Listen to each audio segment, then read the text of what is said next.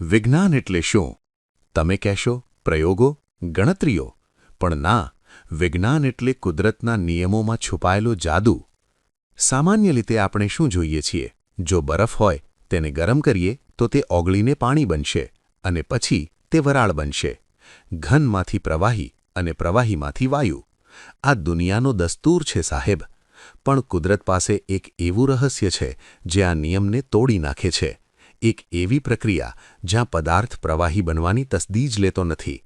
તેને આપણે કહીએ છીએ ઊર્ધ્વપાતન. હા, ઊર્ધ્વપાતન.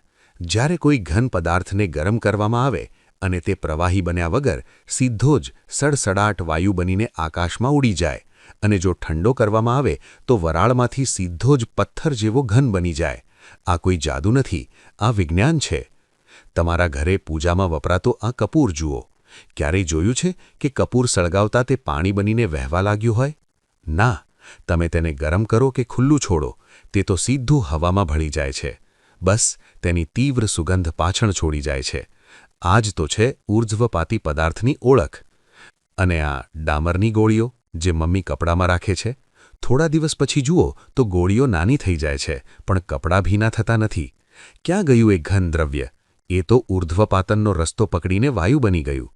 ભલે તે ડ્રાય આઈસ હોય કે કપૂર, કુદરતની આ કરામત અદ્ભુત છે.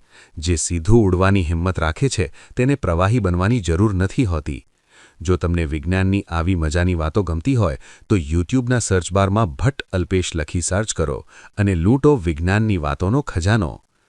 આવજો, ફરી મળીશું એક નવી મજાની વાત સાથે. જય વિજ્ઞાન.